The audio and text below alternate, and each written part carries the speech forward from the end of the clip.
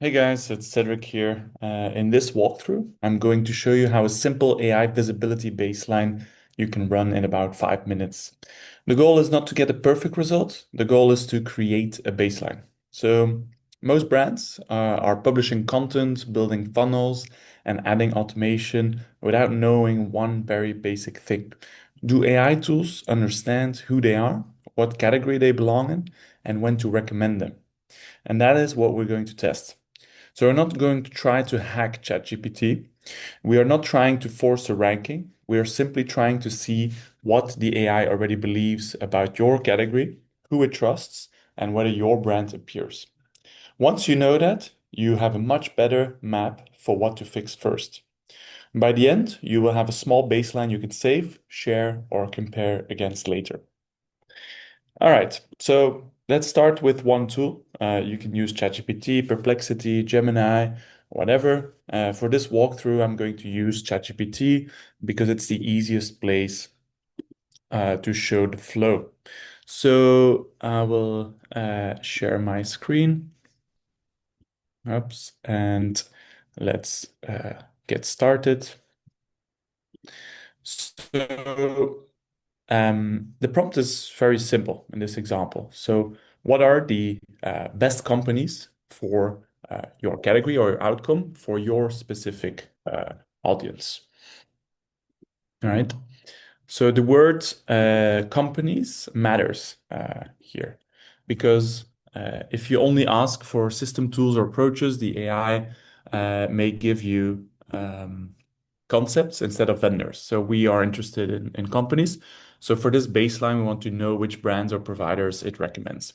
So if you are a consultant, it might be what are the best companies for B2B growth consulting, for early stage SaaS founders, for example. If you run an agency, it might be, for example, what are the best companies for AI automation for small e-commerce teams?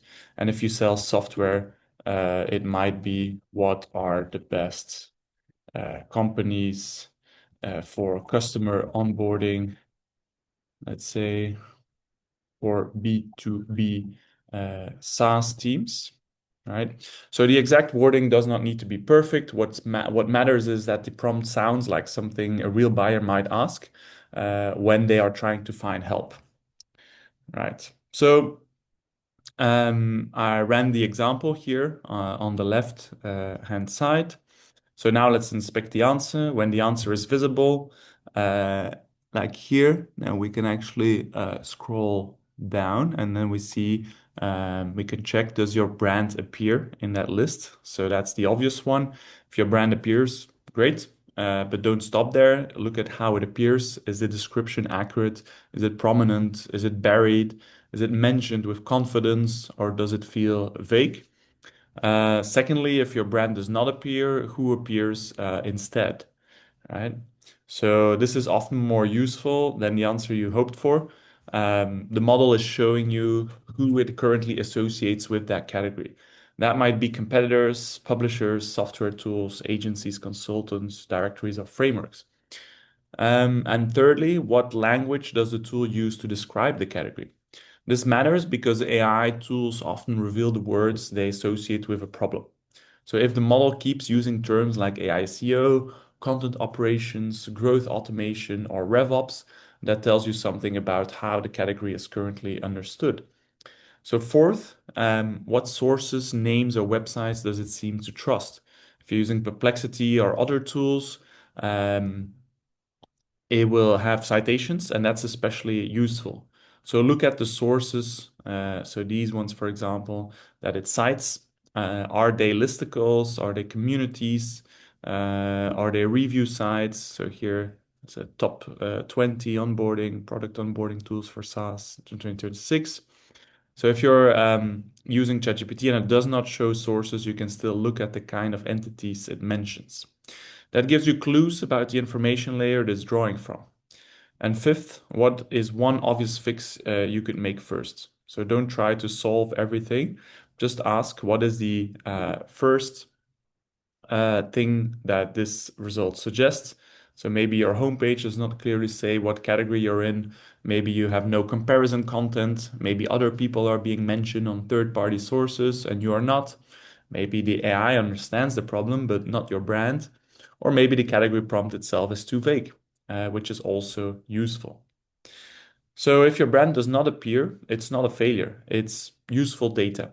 Most AI visibility work starts here. So you're trying to understand where your brand is missing, unclear, or not trusted yet. And that baseline gives you a starting point. So from there, we can decide whether the first fix is clear entity information, better category pages, stronger proof, third-party mentions, comparison content, or something else.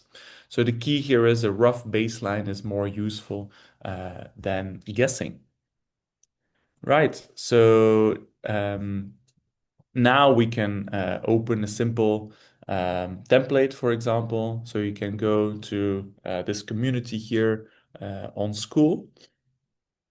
And inside of that community, it's a free community, you have the visibility baseline.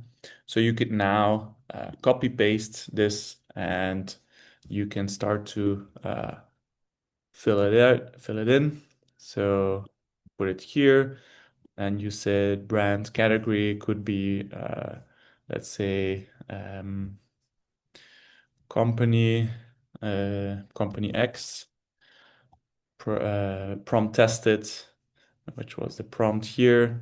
What are the best companies for customer onboarding for B2B SaaS? So you put it over here.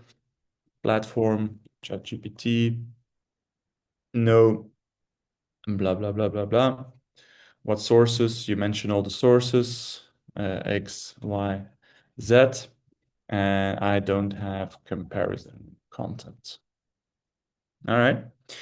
So this is a simple example. If you want to have statistical significant data, you will have to do it a lot, and ideally also in other LLMs. So if you share your results with me, I might use them for future AI visibility clinic sessions, and that will let us look at real cases and diagnose why one brand appears and why another does not, and what to fix first. But even if you do not share it publicly, the baseline is still useful. The point is not to collect theory. The point is to build a working AI growth system from real evidence.